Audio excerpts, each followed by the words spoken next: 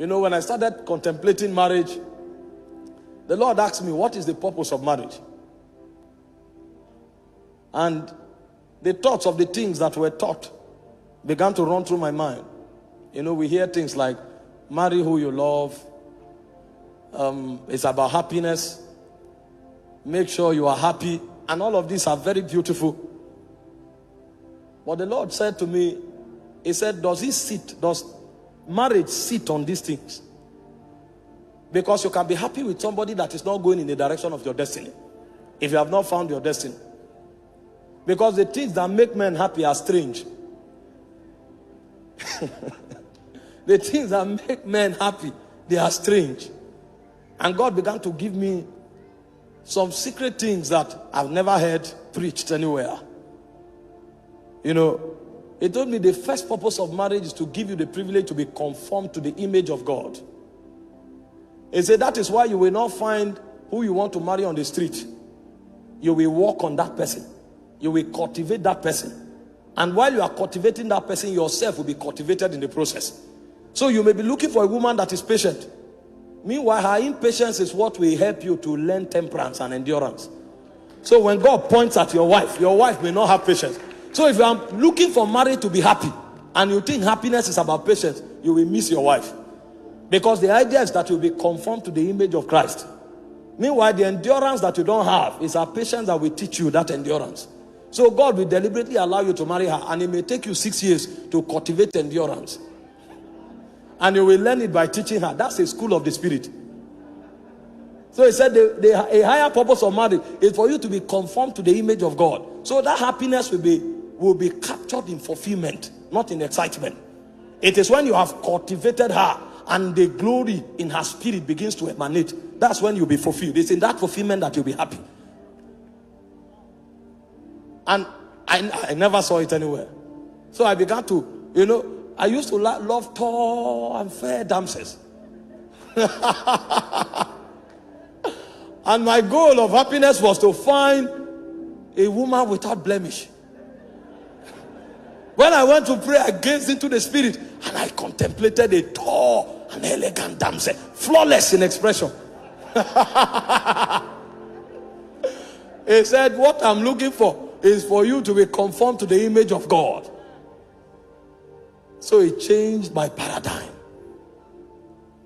So when the purpose of a thing is not known, the abuse is inevitable. He told me the second purpose of marriage is to preserve divine heritage. He said the reason you could trace Jesus back to Adam is because God trapped that divine order in a bloodline. So when men hide things, they hide them in a bank. But when God hides things, he hides it in men. So the choices of marriage is to help transfer eternal ordinations from one generation to another. So it is God's way of hiding dimensions of the spirit. So God will prefer you marry someone with a godly heritage than to marry a diva. Because God is trapping an ordination. And only in such vessels can eternal ordination be captured. I said, wow. I was not ready to marry. If I married 5 years ago, my wife would have been a goddess. But my ministry would have ended by now. He said the third purpose of marriage is worship. He said because it is in finding your wife that you will learn how to bend your will. Because worship is not a good song. Worship is the ability to conform to the will of the Father. So it is it's not what I desire, it's what you desire. Not my will, but thine. And he said it's in marriage that you will discover that. I said, wow. So when the purpose of a thing is not known, the abuse is inevitable. He said the fourth purpose of marriage is so that you can learn the mystery of oneness. That's the mystery that holds the Godhead together. The Father, the Son, and the Spirit. The ability to live and become one. And that was why he said, for the woman, love is submission. And he said, for the man, love is sacrifice. So everything the woman has, she relinquishes it. And it looks as if she's vulnerable. And then everything the man has, it commands the man to lavish it on the woman. So at the end of the day, nobody owns nothing. And as they grow on that corridor, a point comes, the woman is lost in the man and the man is lost in the woman. So the mystery of divinity can be manifested in their home. So when you step into their family become heaven on earth, because God dwells there. You know, when you come on the altar, you can coordinate yourself. You can't do that with your wife. Your wife knows you. So when you are trying to act wise, they will say, this man is a hypocrite. I know. And when you look at the face of the woman, you can tell who that man is. When oneness is achieved, alignment is achieved. So that man, his communication frequency with his wife will become heightened. When he looks at that woman, he is saying much more than words can ever articulate. That's a mystery. It's only in the Godhead that you find such mystery. That the Son can be on earth. He knows what the Father is doing in heaven. It's oneness. He said the fifth purpose is priesthood. He said, when the purpose of a thing is not known, abuse is inevitable. So when our gathering tonight is to help us understand why we were called. Why we were called, why God summoned us, and what He brought us to achieve for Him on the face of the earth. Because God did not call us for the formality of a call. Because if it was about the formality, when you come to church and you are excited, that would have been enough. But there is something God wants to achieve that is deeper than our excitement, even though our excitement is part of it, because He gave us emotion.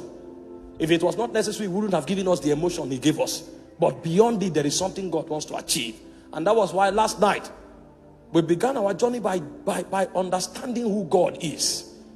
And we said, before time was, God existed, because God dwelt in Himself. In fact, the name God means self-existent one. So He doesn't need nothing to be God. The difference between you and God is that He doesn't need you to be God, but you need Him to be human.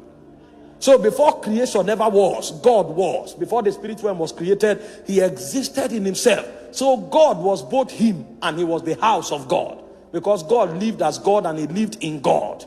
And He needed nothing to be God. But a point came when love compelled Him.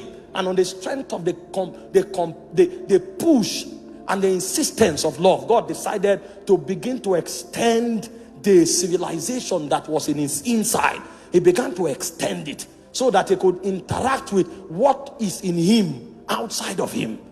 So the idea behind creation, the 24 elders told us, is that all things should please God. So what was happening between the Father, the Son, and the Spirit, He wanted to extend it beyond His boundaries, so that He could interact with other beings outside of Him. That was why He began the project of creation. So that when He interacts with the angelic, that which happened in the community of the Godhead can happen outside of the community of the Godhead. That was why creation was designed. And we said, for creation to be accurate, we must go back to understand what is it that governed the civilization of God. And we said there were three things that govern the civilization of God. The first is the will of the Father.